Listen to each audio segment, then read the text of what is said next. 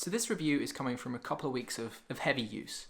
I've done real estate videos, a stylized wedding shoot, I've done product photography, a Muay Thai event, and far too many pictures of my dogs. I could have posted this sooner with a lot less use, but I wanted to get a real kind of feel for this camera, be able to truly test it properly with different scenarios, and now I feel like I've done that. So here's my review.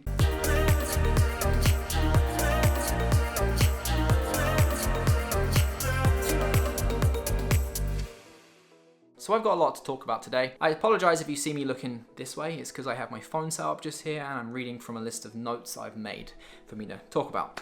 So these are my experiences and what I've found. I've come from an A7iii, so you may hear me compare it to that. Other people may say different things, other people may have different opinions, but this is what I think. It's also good to mention as well that I do shoot primarily video. So that being said, a lot of this can be related to photography as well, but mostly I do video. So the ISO and the low light performance, great, exactly as I expected it to be. Ton of reviews, ton of comparisons with this camera, and it was really good. I shot on some indoor venues and it handled it like a champ. The ISO, I could boost it all the way up to 8,000 in video and you can't even tell. So yeah, really happy with the ISO and low light performance of this. Quick note on that, if you are using a crop lens, I love my Sigma 16mm f1.4 and that is a crop lens on my full frame body. If you are using that, you're not going to get quite the same low light performance because you're not using the entirety of the sensor, which is kind of why the low light is so good on this camera anyway. It's using a full frame sensor and not the crop. Using the Sigma 16mm and any other crop lens will result in not quite as good low light performance. There's definitely a difference in terms of the noise level at higher ISOs. If you're using a crop compared to a full frame, you'll have more noise at the same ISO compared to if you're using a full frame lens. Now I know what you're thinking. Why is this shot slightly different? Well, I'll be honest with you. This is actually being filmed a few days later. I was in the process of editing, editing the video, and I realized that I completely forgot to talk about something. So now I'm a few days later, filming it again, hopefully with a very similar angle. At least I wore the same clothes. So 120 frames per second, 1080p video, something I use a lot. A big improvement over what I'm used to before, which is the A7iii. That footage sometimes looked really muddy and just didn't look great in 1080p when you slowed it down. And this looks a lot better, a lot cleaner. When I was testing in some of these videos you're gonna see in a bit, I probably shot like 80% of it in 120 frames per second because of what I was shooting and what I was gonna do when I edited it. When I shoot videos like this, I use 4K because it's crispy clean and looks super nice, and I can jump in if I wanted to. But when I'm filming other stuff where there's gonna be slow motion involved, I always do 120 frames per second. It just looks nicer. B-roll, weddings, all that kind of stuff, when you can slow it down, super cinematic, and just looks way nicer in 120 frames per second. But yeah, a lot better, huge improvement. There were times when I was looking at the video afterwards, and not every time, mind you, but I would look at a clip and I couldn't tell whether it's 4K or 1080p. So that is a huge thing. Massive improvement. Very happy with the 1080p video on this. Looking forward to be able to use it a lot more because it just looks that much cleaner, that much nicer. So yeah, that is a really great feature of the A7iii I'm happy with. Okay, so now back to the past, picking up the video from the other day. And you get a little jump cut again. Sorry. So the battery life was insane. Coming from an A7iii and even people that had A7S2s, they all use those very similar style batteries, and we all know the battery life is just not good with Sony. So the new Sony Z battery is far better. And even in a real world test, just performed way past my expectations. I'm gonna show you a quick edit in a minute of a Muay Thai event, but just to give you an idea of battery life. I shot a combination of photos at max resolution, both RAW and in JPEG. Ton of 120 frames per second, 1080p video at 100 megabits. 4K video at 100 megabits, over about a 4-hour period. In total, I put all the clips into Premiere and it totaled to be about 35 minutes of video, which doesn't sound like a lot, but continuous recording on a Sony. To get 35 minutes normally, you'd be looking at probably at least one battery, maybe even 1.5, 2 batteries. So all that stuff that I shot, and the battery was 100% when I started. When I finished for the night, the first battery, hadn't even touched the second battery. First battery was still at 39%. So there you go. Battery life, fantastic. Even in real world scenarios where you're actually using it and instead of just leaving it on record, works like a dream. I think I could probably shoot a wedding on 2 batteries. I'm gonna try it out. I've only got 2 and I don't want to buy another one because they're really expensive. So I'm gonna try a wedding next month with just 2 batteries and I'll let you know how I get on. So here's a short edit of a Muay Thai event that I shot over the weekend using the A7iii It showcases the low light abilities of this camera, the continuous autofocus, focus abilities of this camera, and the 120 frames per second video quality, because I shot a lot in slow-mo because it looks super cool. You'll see in a sec. Now, a quick warning for you, if you don't know what Muay Thai is, it is a beautiful martial art, but it does involve kicking, punching, kneeing, that kind of thing. So yeah, if you don't like that kind of stuff, maybe skip ahead, but you should watch it because it showcases the abilities of this camera, which I'm super impressed with. You think that using her would get to me, and if you're right then you're in trouble, D. 'Cause I won't break, no I know I won't wait. You're in trouble, D.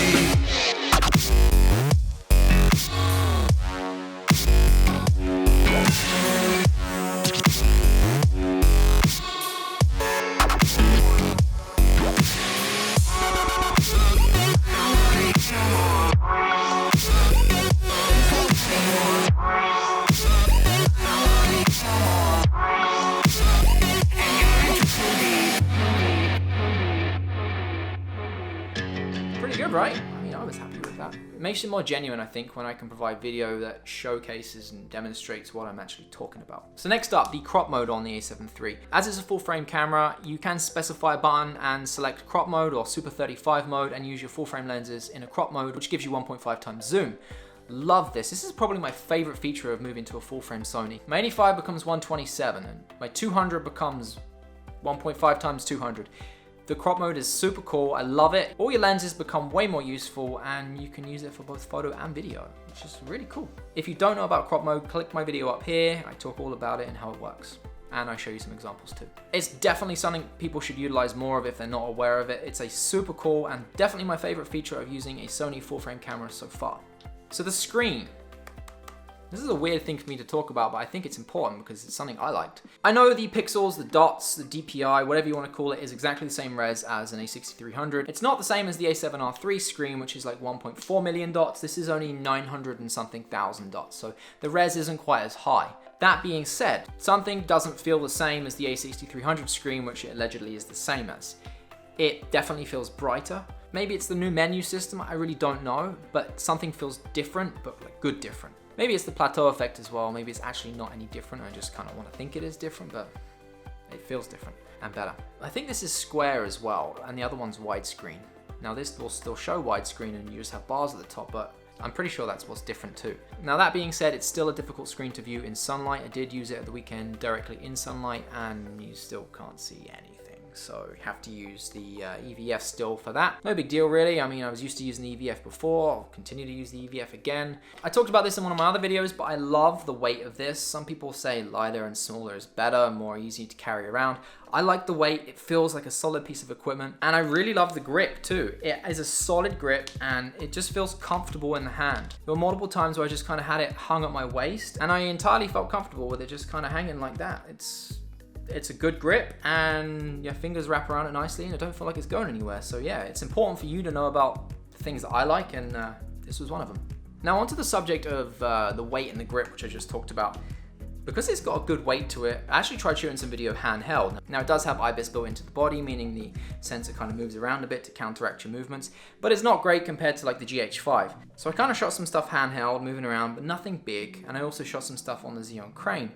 And when I'm looking back at my clips, it's not obvious to me which was handheld and which was on the Xeon Crane. So yeah, not a lot of movement, but still really impressed with the, is it 5 or 4 axis IBIS inside? I'm not too sure. Either way, it worked really well, so that's all you need to know. So the autofocus speed. The A7 III uses the same autofocus system as the A9, which is like a $5,000 camera, crazy expensive, but a really good autofocus system, meant to be the quickest that's out there for Sony, I guess. And yes, it's technically quicker. However, coming from an A6300 and using video, honestly couldn't tell the difference. Doesn't feel that much quicker. Maybe it's milliseconds and that's why, but it's still really good and really quick, but can't really tell the difference between this and the A6300, which is the same as the A6500, which is better than the A7S II. So yeah, it's quick, maybe not what you want to hear, but honestly, it's so quick anyway. Like those extra few milliseconds really, are they that much of a big deal? Probably not. At least for me, it didn't matter. That being said, the focusing system is really good. It did a really good job at picking up faces and staying locked to them. There was a couple of times I was sat below the boxing ring and the ropes were right in front of me and it didn't kind of hunt focus between the ropes and the person's face. It stuck onto their face really well, which I was impressed with. Alright, so here's another quick edit I did of a stylized wedding shoot. A stylized wedding shoot, in case you didn't know, is like a setup to look like a wedding with models and decorations, and it was for a venue. But yeah, this is a few clips thrown together just for a quick edit. A lot of B-roll, so enjoy. In that good way, so come on, baby. Let's talk about love. Like you and me all night, and let's talk about love. I'm feeling alright, and let's talk about love.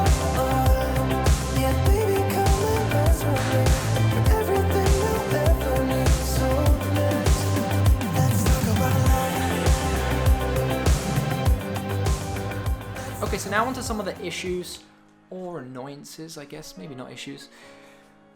The camera does get warm. It doesn't overheat, as I said before. It does not overheat, at least in my experience, but it does get warm. Consistently, every single time using it, whether it's on and idle, whether I'm filming, recording, just taking photos, it gets warm. Not like hot, but it does get warm. Mainly just under here, and on the bottom you can feel it for sure. Having the screen out normally helped this, doesn't seem to make much of a difference for this. Haven't tried with the battery door unclipped yet, apparently that makes a difference too, so I'll try that. Now there is a firmware update available for this already, which does apparently help it. Haven't tried it yet because I tried to update it with a Mac and it doesn't work. Good job, Sony.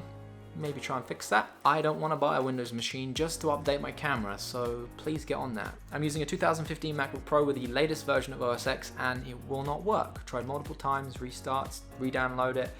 All different possible combinations with the camera plugged in, unplugged, exactly how it says, and it just doesn't work, so please sort that out. I digress anyway. So yeah, it does get warm, but it doesn't overheat. There are people talking about it overheating easily.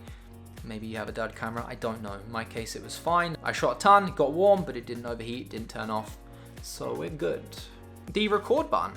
So good and bad about this. This is in a fantastic place. It's no longer up here, it's right there. Really easy to find, even if you're kind of shooting a video like this and you want to click it from the back, you know where it is. It's right next to the EVF. So love the location of this. Bad thing about this, it's spongy and you don't really know if you're pushing it or not. There's been times where I've clicked it and there's a little bit of a delay from when you click it to when it actually starts recording. So because it feels spongy and there's a delay, sometimes you'll click it and you'll be like, oh, it's not recording. Okay, let me click it again. Oh wait, it was recording. Now it stopped. Now I've got to do that whole thing again. Yeah, that happens quite frequently and it's kind of annoying, so be aware of that. The eye autofocus. In photography, it's like super quick. As soon as you click it, picks up the eye, boom, done, ready to go. Using it for photography too, and there's multiple people in there, you can use the touch screen, click on the person that you want it to focus on, and then it'll pick their eye. So that's really clever. Part of the A9 focusing system. It's beautiful for photo. For video, it's useless. Doesn't appear to work properly for me. The face detect, where it puts the green square around your face, works in photo and then exactly the same in video, but the eye autofocus in photography works, and then when you put it into video, it doesn't work the same. Never appears with a little square around the eye, and I can't figure out why. Maybe it's me? I don't know. If you know how to do it, put it down below, because I've tried out tons of different combinations of settings and it just doesn't appear to work properly. So down below, put a comment. Thank you in advance, if you do. And then similarly, talking about the touchscreen, if you're in photo mode and you click on something on the screen, it will focus on it. If you're in video mode, you click on something, it won't focus on it. You then have to depress the shutter, then it'll focus on it. So it's great for pulling focus smoothly and slowly, but if you want to quickly focus on something just by touching on the screen, it doesn't work like that. So maybe I just don't know how to use it again. Again, down below if you know, please help me. So as for photography, I don't take a ton of pictures, but I wanted to test it out because I know the dynamic range is meant to be really good on this camera, and I tried it out at the Muay Thai event, which is a really dimly lit, kind of dark venue, and purposely underexposed some photos so I could kind of expose them properly in Lightroom, and really impressed. It brought a ton of color, a ton of the shadows back up to how they should actually look. I'll show you something quick from Lightroom here. Pretty much talks for itself, but you can rescue a lot from the raw files, and here's the blown out sky and the windows in the background. They're pretty much completely white, but look, if I bring them down here, you can rescue color. Now they're blue again. The sky is back to being blue from being completely blown out. That is super impressive. So yeah, for photography I was impressed. The only thing I'm not too sure about, maybe I'm just expecting too much, But on high speed mode here, obviously it shoots 10 frames a second, I think, but the buffer seems really slow. So look, so I'm obviously shooting a ton of photos, but then if you look at the top, the buffer seems to take a long time. Just here, see how it's taken a while? Does anyone know if that's right? I'm using SanDisk Extreme Pro cards, so they're quick cards, so I don't know why I do that. Maybe I'm just expecting too much. I don't know. You tell me down below, is that right or not? I wanted to give you guys a proper review, which I think I have hopefully done, but I want to play with it more still. I'm not using it to its full potential, and I know it should be able to do more than what I think I'm able to do with it right now, and I think the issues that I'm talking about aren't really issues. I think I'm the reason that they're actually issues or annoyances. I think once I've learned how to use it properly, I think they maybe might not be issues so much anymore. And there's only one way to learn, and that's to continue making more content, more films, taking more photos, doing more videos, playing around with the camera, and just getting to know it a little bit more. So that's what I'm gonna do. So overall, am I happy with the camera? Absolutely, like still love it to bits. So happy I picked up the A7 III. The good completely outweighs the bad, well, not even the bad, the annoyances, I guess. And honestly, no company is ever gonna make a perfect camera. My annoyances might not be someone else's annoyances. The issues I have with it might not be the same for someone else, like the spongy button there. Someone else might really like that button. So yeah, like for the amount of money this camera costs, the quality it delivers, it's really good. It's fantastic, actually. I think fantastic is a better way to put it. I'm super happy with it. You get an amazing piece of kit for such a low amount of money. Really good job, Sony. For your basic model, it's impressive. Very happy, very impressed. I hope I've given you a detailed review of actually using it in real world scenarios, things that actually can help you, opposed to me just talking about specs. I've used this camera, I've tried it out in a whole bunch of different environments. I've now related to you my experiences, and yeah, I hope that helps. So thanks for watching. If you like this review, or if I helped you learn something, or gave you some feedback you maybe needed to hear, hit that like button down below and subscribe to my channel if you're not part of it already. And as always, I shall see you in the next one. See ya. I'm waiting for the dog to disappear. He keeps walking around and you just hear this everywhere. Okay, I think he stopped.